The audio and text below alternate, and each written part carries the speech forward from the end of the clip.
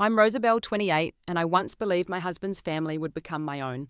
When Jackson's parents kicked me out of their mansion with just one suitcase and tears streaming down my face, I had nowhere to go. No family, no home, barely any money. 6 months later, at a high-profile tech gala, Jackson's jaw literally dropped when he saw me again. I wasn't the same broken woman who'd left in shame. Before I share my story, let me know where you're watching from. Hit that like button and subscribe. If you've ever had to rebuild your life from scratch, trust me, what happened next changed everything. I never had what most people would call a normal family life. My parents died in a car accident when I was 19, leaving me alone in the world with no siblings or close relatives to turn to. The modest insurance money barely covered their funeral expenses, forcing me to drop out of college and work multiple jobs just to keep a roof over my head. For 3 years, I juggled shifts as a barista retail associate and weekend dog walker, while taking night classes at the local community college. That's where I met Jackson Wilson. He came into the coffee shop where I worked every morning for his large Americano with an extra shot. Tall with chestnut hair and striking green eyes, he always left a generous tip and actually remembered my name, unlike most customers who barely looked up from their phones. After weeks of casual conversation across the counter, he finally asked me out. "I'd love to take you to dinner sometime, Rosabelle," he said, his confident smile making my heart skip. When you're not making the best coffee in town, that is. Our first date was at a restaurant far fancier than anywhere I'd ever been. Jackson ordered wine I couldn't pronounce and spoke passionately about his family's investment firm. I was captivated by his world, so different from my paycheck-to-paycheck existence. When he asked about my family, I reluctantly shared my story. "I'm so sorry," he said, reaching for my hand across the table. "That must have been incredibly difficult." "It was," I admitted. "Still is sometimes. Being alone isn't easy." "You're not alone anymore," he promised, his eyes intense. "Not if you don't want to be." Our relationship progressed quickly after that. Within 3 months, Jackson was talking about introducing me to his family. I was nervous. I knew they were wealthy and well-connected, while I was essentially a nobody with no pedigree or connections. "They'll love you because I love you," Jackson assured me. "That's all that matters." The first meeting with the Wilsons was at their family estate, a sprawling mansion in the most exclusive neighborhood in the city. Eleanor Wilson, Jackson's mother, greeted me with air kisses and a quick once-over that made me immediately conscious of my department store dress. William Wilson. His father gave me a firm handshake, but seemed to look through me rather than at me. Jackson's younger brother, Nathaniel, was polite but distant.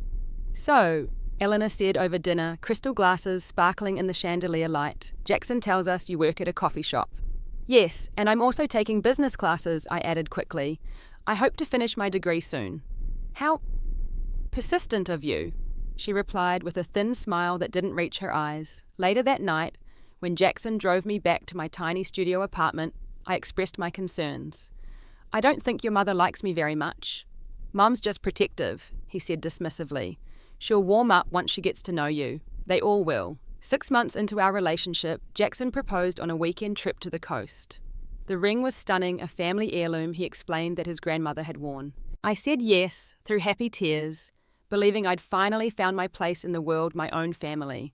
We had a small ceremony at the Wilsons' estate. My side of the aisle was painfully empty, save for a few friends from work and school. The contrast with Jackson's side, filled with extended family and business associates, couldn't have been more stark. During the reception, I overheard Eleanor telling a relative, "It was all so sudden, but young men need to get these impulses out of their system, I suppose." Still, I was determined to make it work. When Jackson suggested we live at the family estate, just until we find our own place, I agreed despite my reservations. It made financial sense. I could save money on rent and finish my degree faster. "It's temporary," he promised, kissing my forehead, "just until we get established." Moving into the Wilson mansion meant squeezing my meager possessions into a portion of Jackson's massive suite. Eleanor immediately suggested I store most of my things in the attic. "There's really no room for all this," she said, gesturing vaguely at my boxes. "And frankly, dear, you could use a wardrobe more suitable for a Wilson wife." I swallowed my pride and agreed, telling myself it was just her way of welcoming me into the family. But as days turned into weeks and weeks into months, I realized the temporary arrangement was becoming permanent and increasingly uncomfortable. At family dinners, I was often seated far from Jackson, usually next to the household staff rather than family members. When I tried to join conversations about investments or family matters, Eleanor would smoothly change the subject, or William would check his watch and declare it time to move on to another topic. "You really wouldn't understand, dear," Eleanor said when I asked about a business discussion. "It's quite complex." I tried to make myself useful around the house, helping with meal planning or organising family events. But Eleanor always redid my work citing family traditions I couldn't possibly understand. The housekeeper Maria often gave me sympathetic looks when no one was watching. "Mrs. Wilson has her ways," she told me once while we folded linens together, a task Eleanor had redirected me to when I tried to help with a dinner party menu.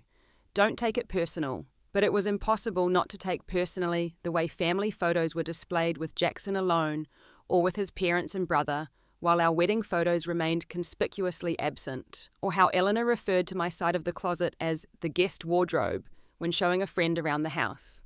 Jackson was increasingly absent, pulled into long days at the family firm and business dinners, where spouses were traditionally not included.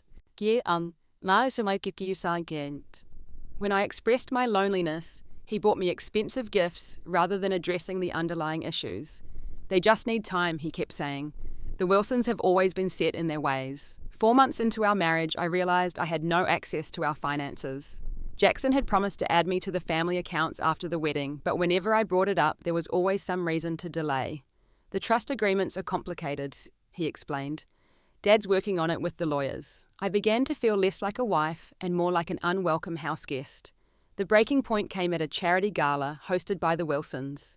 I spent hours getting ready, wearing a gown Jackson had selected, hoping to finally fit in with his world. As we circulated among guests, I overheard Eleanor introducing me to her friends.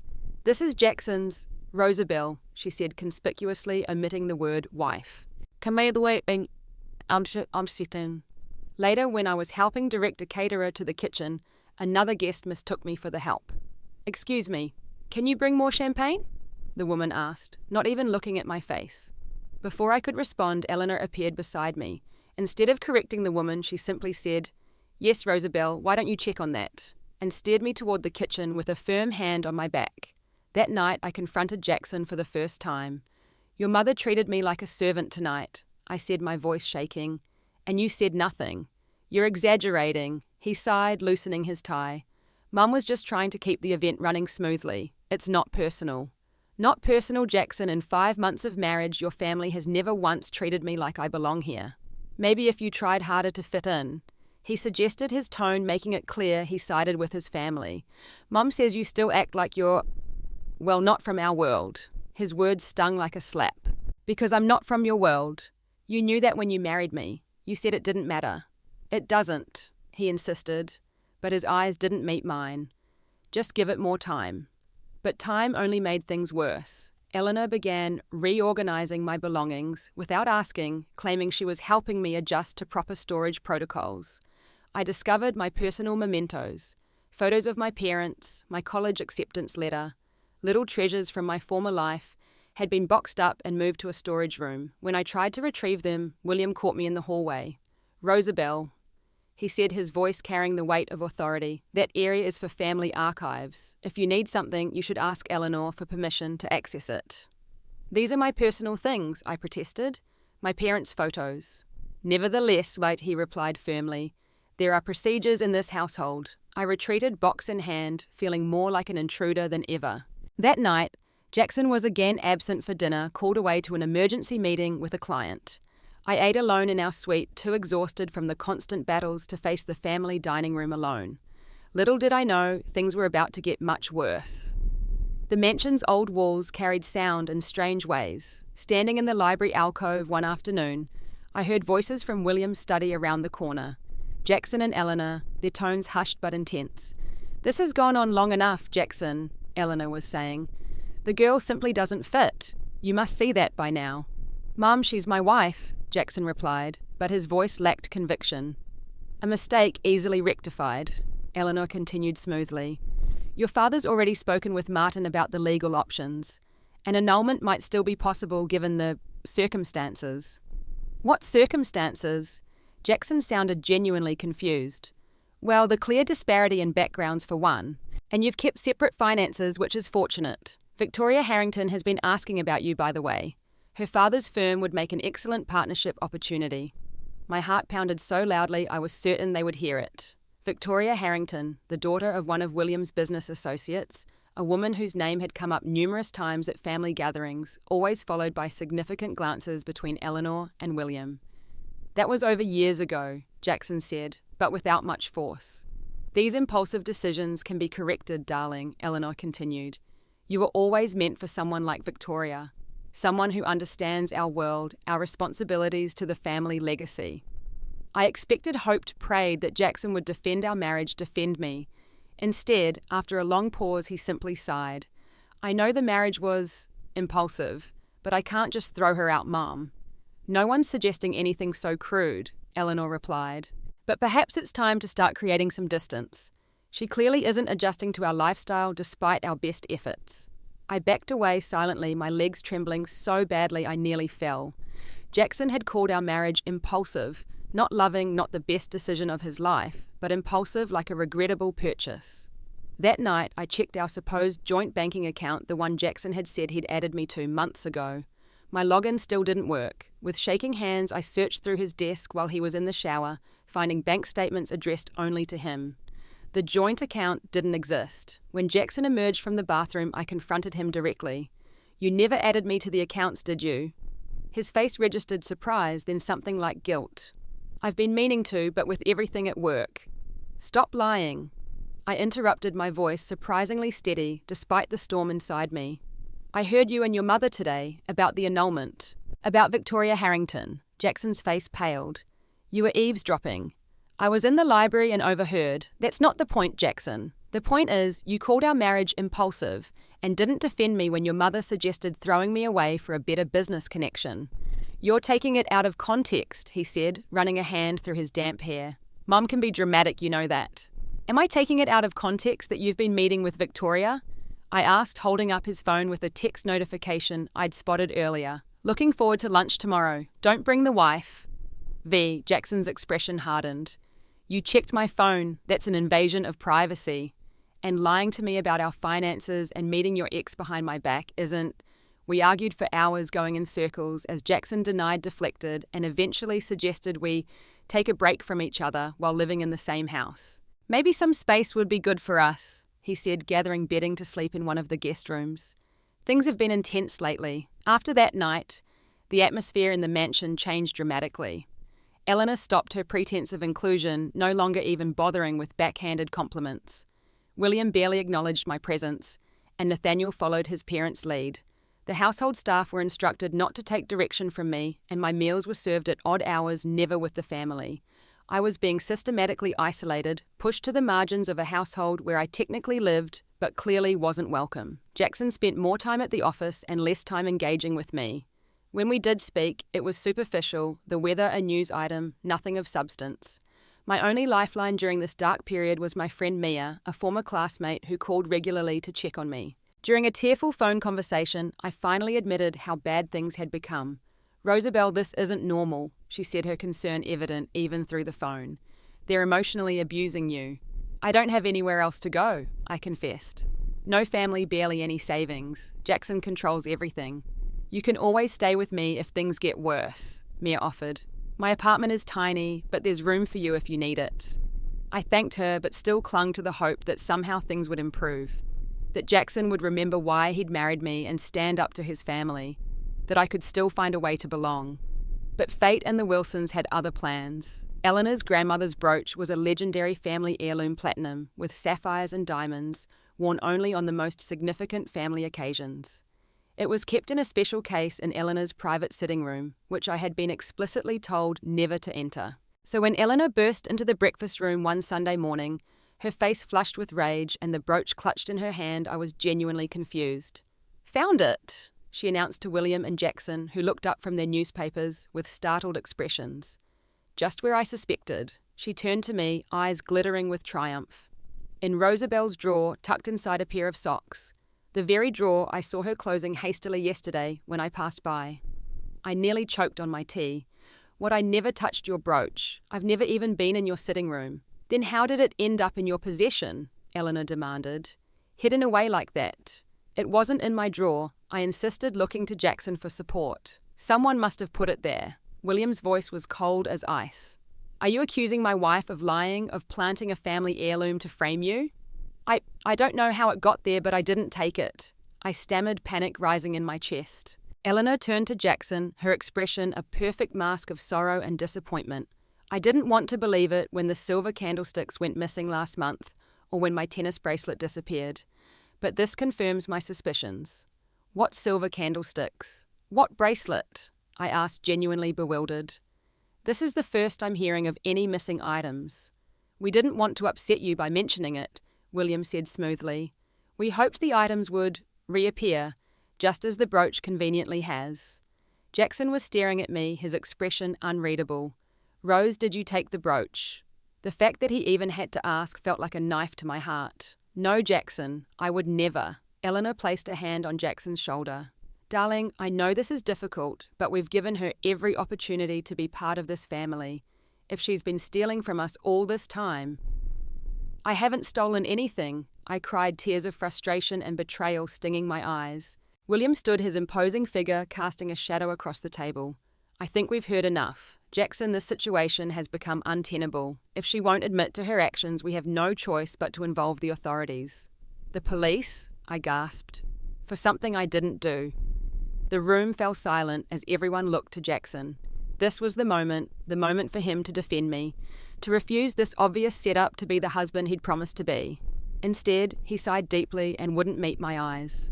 I think it's best if you go, Rose. 5 simple words that shattered what remained of my world. Jackson, please, I whispered, reaching for his hand across the table. You know me. You know I wouldn't do this. He withdrew his hand and stood up. You have 30 minutes to pack your things. Maria will assist you. And just like that, I was being evicted from what I'd foolishly thought was my home, accused of a theft I hadn't committed, abandoned by the man who had vowed to love and protect me. Maria followed me silently to the bedroom, her eyes sympathetic, but her loyalty clearly lying with her long-time employers. With shaking hands, I packed what little I truly owned. Some clothes, my laptop, the few personal items I'd managed to keep close. Not even enough to fill one suitcase. Time's up, William announced from the doorway, security personnel from the estate visible behind him. The car will take you wherever you need to go. Wherever I needed to go. The cruel irony was that I had nowhere. No family home to return to, no close friends nearby, except Mia, who lived in a studio apartment, no savings to speak of after Jackson had convinced me to focus on adjusting to family life, rather than continuing my part-time jobs. I was escorted through the mansion like a criminal, Eleanor, watching with barely concealed satisfaction from the grand staircase, Nathaniel avoiding eye contact from the study doorway. Jackson was nowhere to be seen. The security guard loaded my solitary suitcase into the trunk of a town car and asked for an address. Through tears, I gave him Mia's apartment, having texted her frantically during my rushed packing. As the car pulled away from the Wilson estate, I watched the imposing gates close behind us, symbolically shutting me out of the life I thought I'd secured. I had entered those gates as Jackson's wife, full of hope for our future together. I was leaving as a discarded inconvenience, accused of theft, with nothing but a suitcase, and $237 in my personal bank account. The tears that had been threatening finally broke free as the driver navigated through the exclusive neighborhood. By the time we reached Mia's modest apartment building, my eyes were swollen, my makeup ruined, my heart utterly broken. Mia was waiting outside, her expression shifting from concern to alarm as she took in my disheveled state. She paid the driver and helped me up to her apartment, my legs barely supporting me as the full weight of what had happened began to sink in. They kicked me out, I sobbed as she sat me on her futon. They accused me of stealing. Jackson didn't even defend me. Those entitled monsters, Mia muttered, wrapping a blanket around my shoulders. Rosabelle, listen to me. This isn't your fault. None of it is. But in that moment, curled up on my friend's futon with my entire life packed in one suitcase, I couldn't help but wonder what I'd done wrong. How I'd failed so completely at becoming the person Jackson and his family wanted me to be. How I'd ended up more alone than ever, despite all my efforts to finally belong somewhere. I didn't know then that this rock-bottom moment wasn't the end of my story, but the beginning. That from these ashes of humiliation and betrayal, something unexpected would rise. Something that would one day make Jackson's jaw drop in complete shock when he saw me again. The days following my expulsion from the Wilson mansion passed in a blur of tears and confusion. I slept on Mia's futon, barely eating, replaying every moment of my relationship with Jackson, searching for signs I should have noticed earlier. The red flags were there, I just hadn't wanted to see them. "You need to call a lawyer," Mia insisted, over the cheap takeout dinner she'd brought home after her shift at the marketing agency where she worked. "They can't just throw you out like that. You're his wife." "With what money?" I asked dully. "I can barely afford to replace my phone charger, let alone hire an attorney." "There are pro bono legal services," she persisted, pulling up information on her laptop. "Especially for domestic cases like this." 1 week after being thrown out, formal divorce papers arrived via courier. The Wilson family lawyer had prepared documents claiming irreconcilable differences and offering a settlement of $10,000 in exchange for my signature on a non-disclosure agreement about my time with the family. $10,000? Mia was outraged. After they accused you of theft, after everything they put you through, that's insulting. It was insulting, but it was also more money than I currently had. Still something in me. Perhaps the last shred of self-respect I possessed refused to make this easy for them. I followed Mia's advice and made an appointment with a legal aid clinic. The attorney who met with me, Angela Dawson, reviewed the documents with growing concern. "This NDA is incredibly restrictive," she noted, highlighting sections with her pen. "It essentially prevents you from ever speaking about your marriage or the Wilson family in any capacity, and the financial settlement is woefully inadequate given the circumstances." "What circumstances?" I asked. "I didn't sign a prenup. We were only married for 7 months. Angela looked up from the papers, her expression serious. "Mrs. Wilson." "Please call me Rosabelle," I interrupted. The married name felt like a lie now. "Rosabelle," she corrected herself. "During our intake questionnaire, you mentioned that your husband's family owns Wilson Investment Group, correct?" I nodded. "It's their family business, has been for generations." Angela turned to her computer, typing quickly. "I thought the name sounded familiar. There was a minor investigation into some of their business practices last year. Nothing came of it, but..." She scanned the screen, her brow furrowing. "There are some regulatory grey areas they've been exploiting. Nothing technically illegal, but ethically questionable.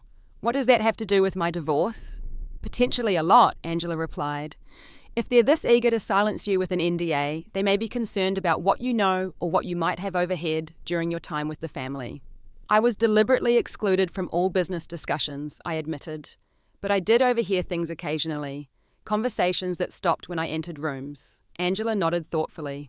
"Here's what I suggest. We counter their offer mentioning that you need time to review your personal records of your time with the family before accepting any settlement." "But I don't have any records," I protested. "They don't know that," she said with a slight smile. "If they're hiding something, even the suggestion that you might have documented concerning practices could motivate them to offer a more reasonable settlement." It felt manipulative, but after what they'd done to me, I was past caring about playing fair. I authorized Angela to proceed with the counteroffer, expecting another insulting response. What I didn't expect was a phone call from a number I didn't recognize 2 days later. "Is this Rosabelle Wilson?" an unfamiliar female voice asked when I answered. "Yes," I replied cautiously. "Who's calling?" "Patricia Wilson," the woman said. "Jackson's aunt, Eleanor's sister-in-law. We never met while you were married to my nephew, but I'd like to speak with you if you're willing." I hesitated, suspicion immediate. "Did the family send you?" A short, bitter laugh came through the phone. "Absolutely not. In fact, they'd be furious if they knew I was contacting you. That's partly why I think we should talk." Curiosity overcame caution, and I agreed to meet Patricia at a cafe far from both the Wilson estate and Mia's apartment. When I arrived, I immediately recognized her, despite never having met her. She had William's strong features but softer eyes, her silver-streaked hair cut in an elegant bob. "Thank you for coming," she said, gesturing to the chair across from her. "I won't waste your time. I know what they did to you because they did something similar to me 20 years ago." Over the next hour, Patricia revealed a family history I'd never suspected. She had married William's younger brother Robert against Eleanor and William's wishes.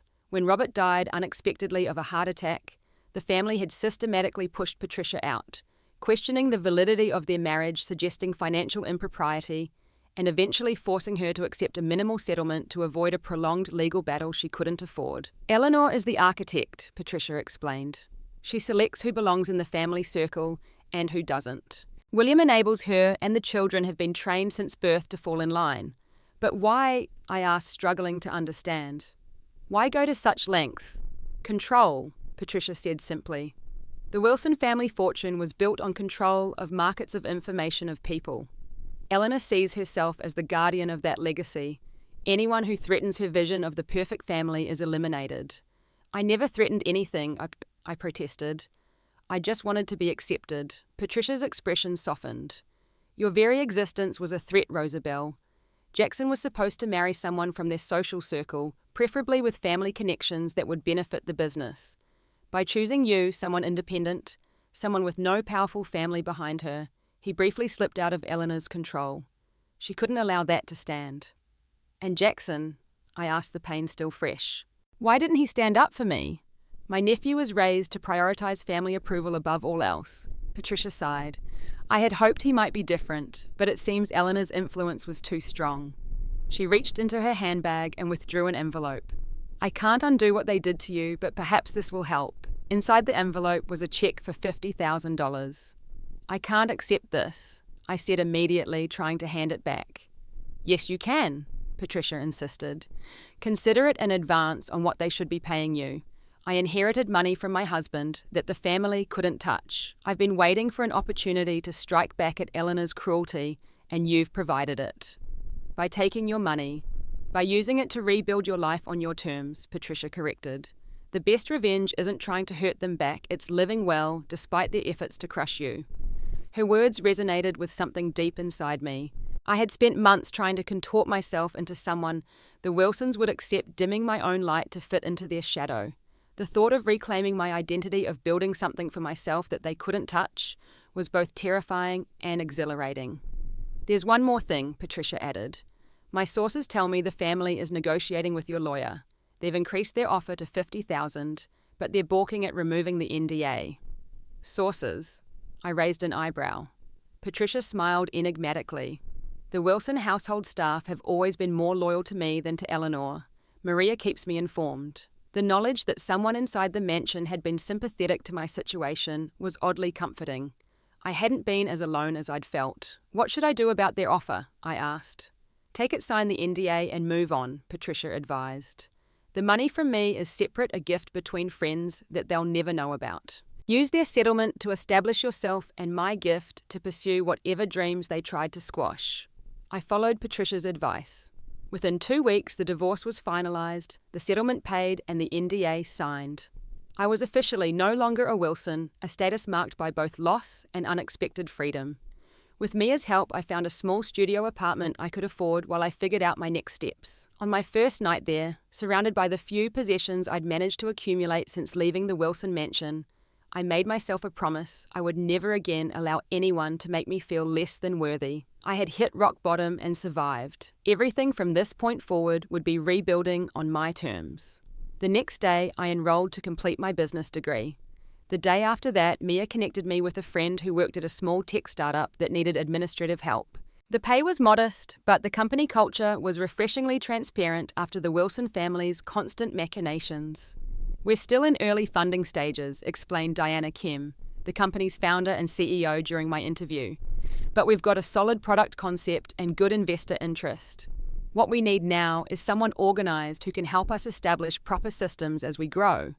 I can do that, I said with more confidence than I felt. I'm a quick learner and extremely detail-oriented. Diana, a woman in her early 40s with an energetic presence, studied me thoughtfully. Your resume shows a gap in employment over the past year. Can I ask about that? I hesitated, the NDA flashing through my mind. I was married, I said carefully. The relationship became problematic. I'm recently divorced and focused on rebuilding my career. Diana nodded, seeming to understand more than I'd explicitly stated. Well, Rosabelle, I believe in second chances and fresh starts. The position is yours if you want it. I accepted on the spot, unable to believe my luck. The job at TechFuse turned out to be exactly what I needed, challenging enough to keep my mind occupied, supportive enough to help rebuild my shattered confidence. Diana proved to be not just a boss, but a mentor, taking time to explain the business and include me in discussions about company strategy. You have good instincts, she told me after I'd pointed out a potential issue with a vendor contract. Have you considered moving beyond administrative work? That casual question marked the beginning of my true transformation.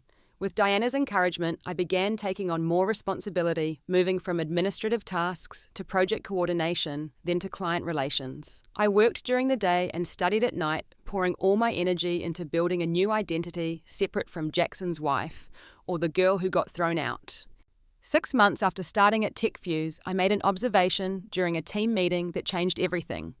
The problem isn't the interface, I said, as the product team debated why user testing was showing lukewarm results. It's that we're targeting the wrong demographic. The pain point we're solving isn't as acute for enterprise clients as it is for small businesses without dedicated IT departments. The room fell silent as everyone turned to look at me. I immediately regretted speaking up who was I, the admin-turned-coordinator, to challenge the product strategy, but Diana was nodding slowly. Rosabelle's right, she said finally. We've been so focused on landing big clients that we've overlooked a potentially more receptive market segment. She turned to me. Can you put together a market analysis to support this insight? I'd like to see the numbers. I stayed up all night researching, compiling data, and creating a presentation that validated my intuition with hard facts. When I presented it to the team the next day, Diana's approving smile told me I'd exceeded expectations. I'm promoting you to market analysis specialist, she announced afterward, with a salary adjustment to match. That promotion was the first of several over the next 18 months. As I gained confidence in my professional abilities, I began to reclaim other parts of myself as well. With my improved salary and the settlement money I'd been carefully saving, I moved to a better apartment. I invested in a wardrobe that reflected my personal style rather than what Jackson or his family had deemed appropriate. I started taking kickboxing classes, partly for fitness, partly for the emotional release of hitting something after months of swallowing my anger. Patricia's gift remained largely untouched in a separate account, a safety net I was determined not to need but grateful to have. We met for coffee every few months, her insights into the business world proving invaluable as I navigated my new career. She never mentioned Jackson or the family unless I asked, and I rarely did. You look different, she remarked during one of our meetings about a year after my divorce was finalized. More yourself somehow. I smiled, understanding exactly what she meant. The external changes were obvious. My once long hair now cut into a confident bob, my wardrobe more polished, my posture straighter. But the real transformation was internal. I no longer second-guessed every word, no longer tried to make myself smaller to accommodate others' expectations. I am different, I acknowledged. I'm the person I was always meant to be before I got lost trying to become someone else. Around that time, I had a breakthrough idea for TechFuse, a mobile application that would make our software more accessible to the small business market we'd begun targeting. I worked nights and weekends developing the concept, creating mock-ups, and building a business case. When I presented it to Diana and the executive team, their excitement was palpable. This isn't just an add-on, Diana said, flipping through my proposal. This could be a whole new revenue stream, potentially our primary product within a year. The app went into development with me as project lead. I threw myself into ensuring its success, coordinating between developers, marketers, and potential clients. When it launched 8 months later, the response exceeded even our optimistic projections. Diana called me into her office the week after launch. You've outgrown your current role, she said without preamble. I'm creating a new position, Director of Product Development, and I want you to fill it. The board has approved a substantial salary increase and stock options. I stared at her momentarily speechless. 2 years ago, I had been thrown out of the Wilson mansion with one suitcase and no prospects. Now I was being offered an executive position at one of the city's fastest-growing tech companies. Thank you, I managed finally. I won't let you down. I know you won't, Diana replied with confidence. You've never been the type to let circumstances define you. My new position came with new responsibilities, including representing TechFuse at industry events. It was at one such event, a gala celebrating innovation in the tech sector, that my past and present collided in a way I could never have anticipated. The ballroom of the Grand Meridian Hotel was filled with the city's tech elite investors and business leaders. I was engaged in conversation with potential partners when I felt a shift in the energy of the room. Glancing toward the entrance, I saw a group of new arrivals being greeted with the deference reserved for significant players. My heart stuttered as I recognized William and Eleanor Wilson, followed by Jackson and Nathaniel. They were all impeccably dressed, moving through the crowd with the practiced ease of people accustomed to commanding attention. I hadn't seen any of them since the day I was escorted from their home. For a moment, I contemplated hiding, finding an excuse to leave early, anything to avoid this confrontation. But then a strange calm settled over me. I had nothing to be ashamed of. I had rebuilt my life through hard work, intelligence, and determination. I wouldn't cower now. I returned to my conversation, though my pulse raced as I tracked the Wilsons' progress through the room from the corner of my eye. It was only a matter of time before our paths crossed in the crowded space. That moment came sooner than expected. I was at the bar waiting for a sparkling water when I heard Eleanor's voice directly behind me. "I heard TechFuse is seeking new investors," she was saying to her companion. "William thinks it might be worth—" She stopped abruptly as I turned around, our eyes meeting for the first time in 2 years. Recognition dawned in her face, followed by unmistakable shock. "Rosabelle," she said, her composure slipping momentarily before the practiced social mask slid back into place. "What a surprise." "Eleanor," I replied evenly, noting with satisfaction that my voice didn't tremble. "Yes, I imagine it is." William appeared at his wife's side, his expression darkening as he recognized me. "What are you doing here?" he asked, less skilled than Eleanor at hiding his displeasure. Before I could respond, Diana approached, slipping her arm through mine in a gesture of easy familiarity. "Ah, you've met my director of product development," she said, either oblivious to or deliberately ignoring the tension. "Rosabelle is the genius behind our new app that's taking the market by storm." The look of utter disbelief on William and Eleanor's faces was worth every moment of hardship I'd endured.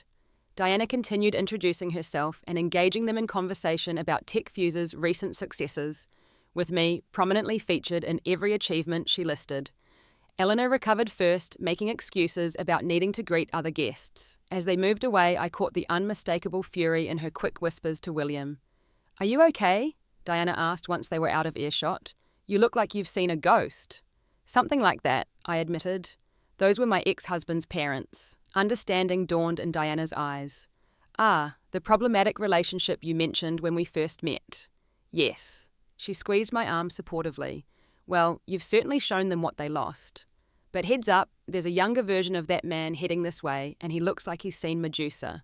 I turned to find Jackson staring at me from across the room, his expression a mixture of shock and something else I couldn't quite identify. Unlike his parents, he made no move to approach, just stood frozen as though he couldn't believe his eyes. "That's my ex," I confirmed quietly. "Want to avoid him? We can circulate the other way." I considered the offer, then straightened my shoulders. "No, I have nothing to hide and nothing to be ashamed of." Diana nodded approvingly. "That's my girl. I'll be nearby if you need backup." As she moved away to give me space, Jackson finally approached his steps, hesitant, in a way I'd never seen from him before. "Rose," he said, his voice barely above a whisper. "Is that really you?" I met his gaze steadily. "It's Rosabelle now. No one calls me Rose anymore." He seemed unable to process the woman standing before him, confident, successful, dressed in a designer dress I'd purchased with my own money, wearing an expression that conveyed neither fear nor neediness. "You look—" He trailed off, searching for words. "Different," I supplied. "Yes, I imagine I do." "Amazing." He finished, his eyes taking in every detail of my appearance. "I almost didn't recognize you." "That's not surprising," I replied coolly. "You never really saw me, Jackson, not the real me." His jaw quite literally dropped at my directness, a reaction that would have once sent me into a spiral of apologies and self-doubt. Now it merely confirmed how much I'd changed. "Rosabelle, He started, then glanced around as if suddenly aware we were in a public place. "Can we talk privately?" "I don't think that's necessary," I said. "We've been divorced for 2 years. There's nothing left to discuss." "Please," he persisted, an edge of desperation in his voice I'd never heard before. "Just 5 minutes." Curiosity more than anything else made me agree. We moved to a quiet alcove away from the main ballroom, the muted lighting casting shadows across Jackson's face that emphasized how much he too had changed. There were lines around his eyes that hadn't been there before, a tightness to his mouth that spoke of stress. "What do you want, Jackson?" I asked when he seemed at a loss for words. "I want to apologize," he said finally. "For everything. For how things ended.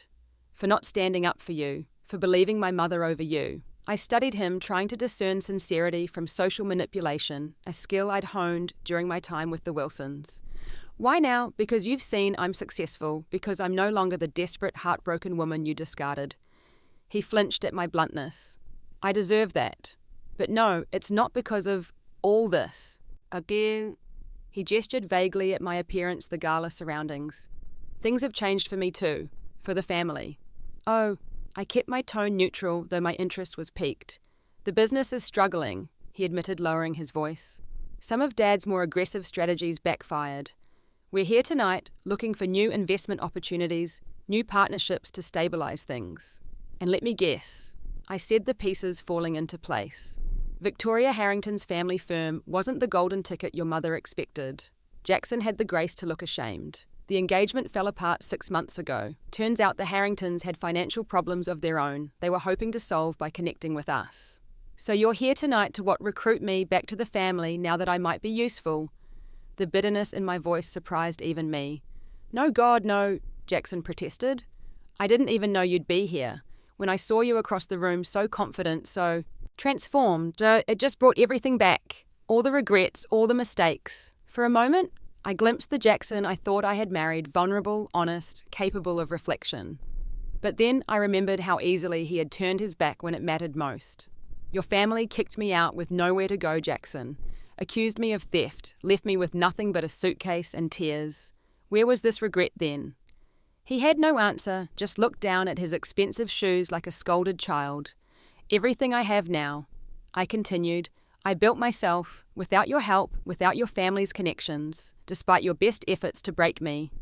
I know, he said quietly, and you've done amazingly well, better than any of us. There was a time when his praise would have meant everything to me. Now it was merely an observation, carrying no more weight than a comment about the weather. Rosabelle, he said, looking up with an intensity that once would have made my heart race. I know it's probably too late, but I've changed. I've been seeing a therapist, working on setting boundaries with my parents. I'm not the same person who let you down so badly. That's good for you, Jackson, I said sincerely. Everyone deserves the chance to grow. Do you think maybe someday we could try again? He asked, hope flickering in his eyes. Start fresh. I still think about you all the time. The question hung in the air between us, so unexpected that for a moment I couldn't formulate a response. 2 years ago, I would have given anything to hear those words. Now they seemed like artifacts from another life, relevant to a different person than the woman I had become. No, Jackson, I said finally, my voice gentle but firm. What we had is in the past. I've moved on, and you should too. His face fell, but he nodded slowly. I understand. I had to ask. Had to tell you how sorry I am. I accept your apology, I said, realizing as I spoke that it was true. The anger and hurt that had once consumed me had faded, replaced by something like indifference. But forgiveness doesn't mean reconciliation. We're different people now on different paths. Before he could respond, Diana appeared at my side. Sorry to interrupt, but we need you for the investor presentation, Rosabelle. It's starting in 5 minutes. Of course. I smiled at her, grateful for both the interruption and the reminder of my current reality. To Jackson, I added, I need to go. Take care of yourself, Jackson. As I walked away with Diana, I felt his eyes following me, but I didn't look back. There was nothing there for me anymore. No longing, no regret, no unfinished business. Just the shadow of a past that had shaped but no longer defined me. The investor presentation was a triumph with TechFuse, securing commitments for our next round of funding that exceeded targets. Throughout the evening, I caught glimpses of the Wilsons' Eleanor's tight smile as she watched me, commanding attention from influential investors. William's calculating gaze as he assessed my company's potential, Nathaniel's awkward attempts to avoid eye contact whenever our paths crossed. They were still the same people who had once made me feel so small, so unworthy, but I was not the same woman who had allowed their judgment to determine my value. As the evening drew to a close, I found myself standing near the exit, saying goodbyes to colleagues and new contacts. Jackson approached one last time alone. Your company, he said hesitantly. TechFuse. Would they be open to a meeting with Wilson Investment Group as potential partners? I almost laughed at the irony. You'd have to speak with our CEO about that. But Jackson, a word of advice. If you do get that meeting, make sure your parents understand that business relationships require mutual respect. That's something they never quite grasped with me. He nodded solemnly. I'll remember that. He paused, then added, You're remarkable, Rosabelle. I should have seen it sooner. Yes, I agreed simply. You should have. As I stepped into the cool night air outside the hotel, I felt lighter somehow, as if the last fragments of my old identity had finally fallen away. The Wilsons had once represented everything I thought I wanted family security belonging. Now I recognized how hollow those promises had been built on conditions I could never satisfy. In losing everything I had found myself. In being kicked out with nowhere to go, I had discovered the strength to build my own path. And in seeing Jackson's jaw drop with shock at the woman I had become, I had finally closed the chapter on a story that no longer served me. The future stretched before me, full of possibilities entirely of my own making. And for the first time since that fateful day I was escorted from the Wilson mansion, I felt nothing but gratitude for the journey that had brought me here. Tears, broken heart, and all. 1 year after the tech gala, where I unexpectedly reunited with the Wilson family, my life had evolved in ways I could never have predicted. TechFuse had grown exponentially, our innovative app gaining industry recognition and a rapidly expanding user base. As Director of Product Development, I led a team of talented developers and analysts, my confidence growing with each successful project launch. My personal life had flourished as well. The apartment I once considered a temporary refuge had been replaced by a light-filled condo overlooking the city park. I had cultivated genuine friendships with colleagues and classmates, people who appreciated me for who I truly was rather than who they wanted me to be. And most surprisingly, I had begun a relationship with Michael, a software engineer I met at an industry conference, a relationship built on mutual respect, shared interests, and honest communication. It was a Wednesday afternoon when my assistant informed me that Nathaniel Wilson was waiting in the reception area requesting to speak with me. Nathaniel, I repeated, certain I'd misheard. Of all the Wilsons, Jackson's younger brother had been the most peripheral during my brief marriage, neither overtly cruel nor particularly supportive. Yes, my assistant confirmed. He says it's important, but understands if you'd prefer not to see him. Curiosity won over caution. Send him in.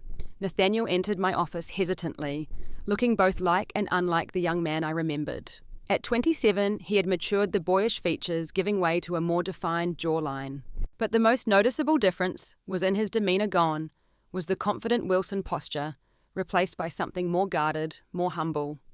Rosabelle, he began, remaining standing until I gestured toward a chair. Thank you for seeing me. I wasn't sure you would. I almost didn't, I admitted. What brings you here, Nathaniel? He took a deep breath as if steeling himself. An apology long overdue. I've been wanting to reach out since I saw you at the gala last year, but it took me a while to work up the courage.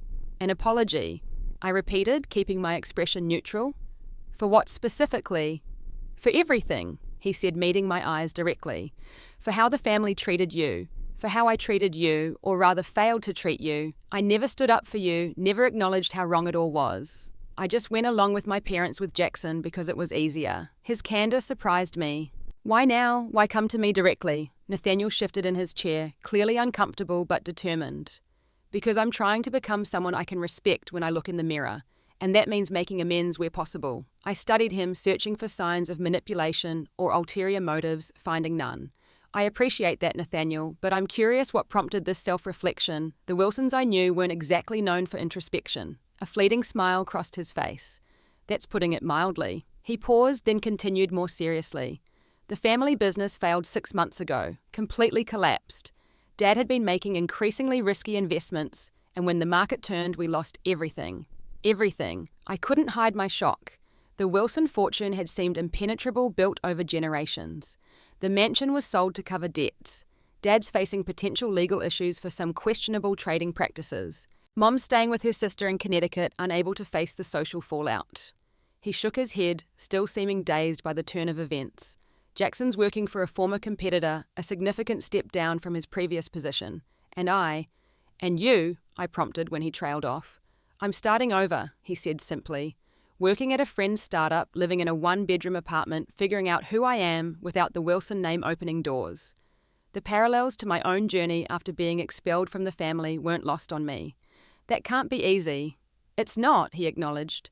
But it's also, freeing in a way I never expected. I'm making my own decisions for the first time, including this one to apologize to you regardless of what my parents would think. What would they think? I couldn't help asking. Nathaniel laughed without humor. That I'm betraying the family by acknowledging their wrongdoing. That I should maintain the fiction that you were somehow at fault for how things ended. He shook his head. I'm done with those lies. I found myself believing him, sensing a genuine transformation prompted by circumstances not unlike those I had faced. Thank you for the apology, Nathaniel. I accept it. Relief washed over his features. Really? Just like that? Holding on to anger serves no purpose, I said, realizing how true that was as I spoke the words. I've moved on from what happened. I've built a life I'm proud of. I can see that, he said, glancing around my executive office with its floor-to-ceiling windows and modern decor. You've done incredibly well. Not because of the Wilsons, I pointed out, despite them. I know, he nodded. That's what makes it all the more impressive. We talked for nearly an hour, Nathaniel filling me in on the details of the family's downfall, how the facade of perfection had crumbled under financial pressure, revealing the cracks that had always been there beneath the surface. Eleanor had retreated into a shell of her former self, William faced potential legal consequences for his business practices, and Jackson had finally broken free of his mother's influence, though too late to save his own reputation in the industry. Have you spoken with your Aunt Patricia? I asked as our conversation wound down. Surprise flickered across his face. Patricia, not in years. My parents essentially excommunicated her after Uncle Robert died. You might want to reach out to her, I suggested. She was kind to me when I needed it most. She understands what it's like to be cast out by the Wilsons. Nathaniel made a note in his phone. I will. Thank you for the suggestion. Cassio. He hesitated before adding, and thank you, Rosabelle, for hearing me out today, for not holding my past behavior against me. We've all done things we regret, I said. What matters is how we choose to move forward. As I showed him out, a thought occurred to me. Nathaniel, have you considered therapy? It helped me process a lot of what happened with your family. He smiled ruefully. 3 months and counting. Best decision I've ever made. After he left, I stood by my office window watching the city bustle below. The visit from Nathaniel had stirred memories I thought I'd fully processed, yet I felt no resurgence of the pain or anger that had once consumed me. Instead, there was a quiet satisfaction in knowing that the truth had finally emerged, not through my efforts to expose the Wilsons, but through the natural consequences of their own actions. That evening, as Michael and I prepared dinner in my condo, I told him about Nathaniel's unexpected visit. Wow, he said, pausing and chopping vegetables. How did that make you feel? It was the kind of question Michael always asked, thoughtful, focused on my emotional experience, rather than jumping to judgment. One of the many reasons I'd fallen for him. Surprisingly okay, I admitted. There was a time when I fantasized about the Wilsons getting their comeuppance about them suffering as I had suffered. But now that it's actually happened, I don't feel vindicated or triumphant. Just at peace. Michael nodded, understanding as always. Because your happiness isn't dependent on their unhappiness anymore. Exactly, I said, realizing the truth of his observation. My life is full and meaningful on its own terms. What happens to them, good or bad, doesn't change that. Later that night, as we sat on my balcony watching the city lights, Michael took my hand in his. You know what I admire most about you, Rosabelle, your resilience. The way you transformed pain into growth instead of bitterness. His words touched something deep within me, a recognition of the journey I'd travelled. From the broken woman sobbing on Mia's futon to the confident professional sitting here, now I had rebuilt myself piece by piece, turning each setback into a foundation for something stronger. It wasn't always easy, I admitted. There were dark days when I wanted nothing more than to make them hurt as I had hurt. But you chose a different path, Michael observed. You chose to focus on building yourself up rather than tearing them down. I did. I agreed. And that's made all the difference. The truth was, the Wilsons had given me an unintended gift when they kicked me out with nowhere to go. They had forced me to discover my own strength, to recognize my own worth, independent of others' validation. In trying to break me, they had inadvertently set me free. A month after Nathaniel's visit, Patricia called to tell me she had reconnected with her nephew. He's nothing like the boy I remember, she said. There's a humility to him now, a thoughtfulness. Adversity can be transformative, I replied, thinking of my own journey. Indeed, Patricia agreed. It separates those who grow from those who crumble. Eleanor is apparently the latter, rarely leaves her sister's guest room, refuses to accept any responsibility for what happened. I felt a flicker of pity for the woman who had once wielded so much power over my life. And William, negotiating with prosecutors. Patricia sighed. The legal issues are serious. He may avoid jail time due to his age and health concerns, but the family name is irreparably tarnished in business circles. And Jackson? I found myself asking, though I wasn't sure why his fate still mattered to me. Working his way up at Meridian Capital, Patricia said. Starting near the bottom, which is probably good for him. He asks about you sometimes. What do you tell him? The truth, she said simply. That you're thriving. That you've found happiness that has nothing to do with the Wilson name or fortune. It was true. My promotion to Chief Innovation Officer at TechFuse had been announced the previous week. My relationship with Michael continued to deepen, built on mutual respect and genuine partnership. My circle of friends had expanded to include people who appreciated me for exactly who I was, not who they wanted me to be. The final chapter of my Wilson story came almost exactly 2 years after the night of the Tech Gala. I was representing TechFuse at a charity fundraiser when I spotted Jackson across the room. Unlike our previous encounter, there was no shock in his expression when our eyes met, just a quiet acknowledgement, a slight nod. Later, as I was getting a drink from the bar, he approached. Congratulations on the promotion, he said, keeping a respectful distance. Chief Innovation Officer at 30, impressive. Thank you, I replied, noting the absence of the desperate energy that had characterized our last interaction. How are things at Meridian? Challenging, he admitted. But good. I'm learning a lot, proving myself on my own merits for the first time. That's important, I agreed. It is, he nodded. You taught me that, actually, though I was too blind to see it at the time. An awkward silence fell between us, the weight of our shared history palpable, despite the years that had passed. I heard about your engagement, Jackson finally said, nodding toward the ring on my left hand. Nathaniel mentioned it when we had lunch last month. He speaks highly of your fiancé. Michael and Nathaniel have become friends. I explained, still somewhat amazed by that unexpected development. They play basketball on weekends sometimes. Jackson smiled, a genuine expression that reached his eyes. Life takes strange turns, doesn't it? If someone had told me 3 years ago that my brother would be friends with your future husband while I was working an entry-level position and living in a studio apartment. None of us can predict the future, I observed. We can only choose how we respond to what happens. You chose well, he said softly. I didn't. Not when it mattered. There was no bitterness in his voice, just a simple acknowledgement of truth. The Jackson standing before me was not the entitled heir who had allowed his family to discard me, nor the desperate man at the gala trying to reclaim what he'd lost. This was someone new, humbled by experience, shaped by consequences, accepting responsibility for his choices. We all make mistakes, Jackson, I said, surprising myself with the genuine compassion I felt. What matters is what we learn from them. I've learned a lot, he assured me. Too late for us, but not too late for me to become someone better. As we parted ways, I realized that this, not revenge, not vindication, not even success, was the true resolution to my Wilson story. Seeing Jackson transformed by the same fires that had forged my own strength, recognizing our shared humanity despite the pain of our past. When my husband-to-be found me, minutes later he immediately sensed something had changed. Everything okay? He asked, his arm sliding comfortably around my waist. I leaned into his embrace, grateful for the honest love we shared. Everything's perfect, I assured him. I just closed a chapter that needed ending. The Wilson chapter, he guessed, knowing my history. Yes. I nodded. Completely finished now. As we moved through the crowded room together, I caught a final glimpse of Jackson watching us from across the space. Our eyes met one last time, and in that moment I felt the last traces of hurt dissolve completely. He nodded once, a gesture of both acknowledgement and release, before turning away. The girl who had been kicked out of the Wilson mansion with nowhere to go, who had left with nothing but a suitcase and tears, had ceased to exist. In her place stood a woman who had discovered that sometimes losing everything is the first step to finding yourself.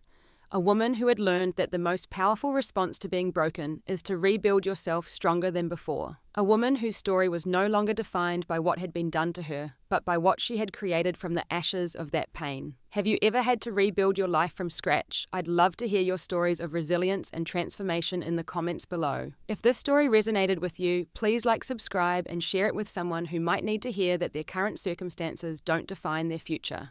Thank you for coming along on this journey with me. And remember, sometimes the most beautiful chapters of your life come after the pages you thought were the end of your story.